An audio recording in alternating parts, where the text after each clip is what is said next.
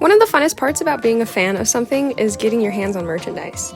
There's something about the joy you feel when being in public and just seeing one of your favorite little guys. On the flip side, one of the worst feelings is being somewhere where you expect to see merchandise of your favorite only to find nothing. One specific example of this was when me and my father went to a fan expo and I was at the height of my Splatoon craze at that time.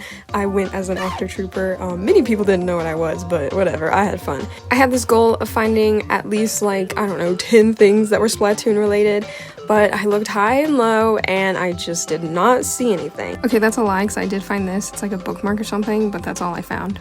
And I can't tell you how many times I go to Target or any little nerdy store and I find the Kirby section. I'm like, oh joy, Meta Knight, where are you? And he's not there, and it's just a bunch of Kirbys. Like, come on, guys, he's cool. He's like one of the popular characters, right? Sorry, I'm getting a little passionate. It's just a really serious issue. I miss Meta Knight. I miss her a lot. But the one fandom that has no merchandise whatsoever is the It's Tokish fandom. I'm talking about my OCs, people, my original characters. Ooh, shocker. Oh, how I wish to walk into a Hot Topic or something one day and see maybe a little Reggie mug, or an Anima shirt, or maybe a Spooky plush.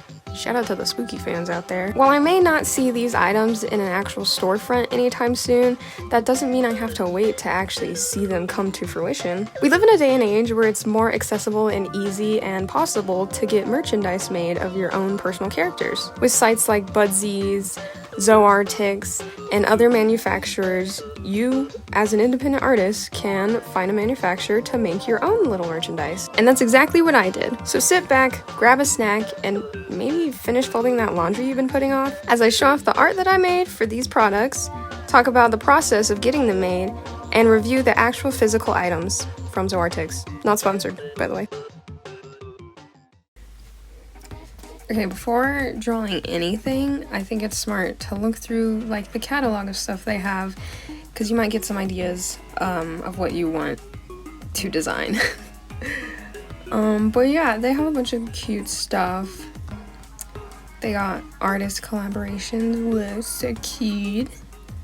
There's usually always some sort of deal going on, which I think is pretty neat. But yeah, let's actually look at some stuff. First and foremost, classic keychain. Is it just me, or is that got that AI art stench on it? If this is real art, I'm sorry, but I don't know, something about it is just silly. But you can upload your own art, your own real art, guys, so who cares? They got different kinds of keychains. They got these ones, which I think is really cute. You can add little segments. I don't know how many you can do. Oh yeah, you can do up to 6. Damn, okay. And then also, it's smart to check people's reviews all the way. Get out of here! Should have turned my notifications off, but whatever. You can see people's reviews. Whoa. Whoa. Wow. Aw, these are cute. It's good to read them too. Take the time to do that. I'm not gonna do that here. But yeah. Oh, yeah. They have different little shaped links. I don't know what these are called, but that's really cool. Super neat. Yeah, I have, the two that I got was this spinning one, which I thought was really cute, and then this swinging one, which was fun. And then I went with a classic standee. Because, you can never go wrong with a standee. It's just your character standing there. And I am very good at drawing my characters just standing there, so I had to get a standee. And they do stickers, too. I really want to get a sticker sheet one day. I didn't do it this round, but maybe next round. But yeah, so check out the catalog before making any art. And see what they have to offer. Read people's reviews. Look at their photos, see if it's worth it, And I think it is, because I already went through this whole process. So yeah, I'll show you the art now, the art process. When it came time to actually start drawing, there were 3 things I like to keep in mind. First was to pick products that suit the character, second was design with the product in mind, and 3 was draw for the scale. I'll do my best to try to explain these principles, if you will, a bit deeper. For the first one, picking products that suit the character and their gimmick. For example, this art I'm doing here was for their custom acrylic swinging standee, I believe it's called. And for this, I chose to draw my character Holly within a little ring, and he's like swinging, you know, because it's a swinging standee.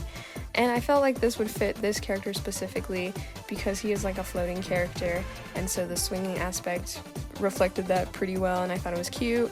And then he's got an association with rings, being a little angel and all.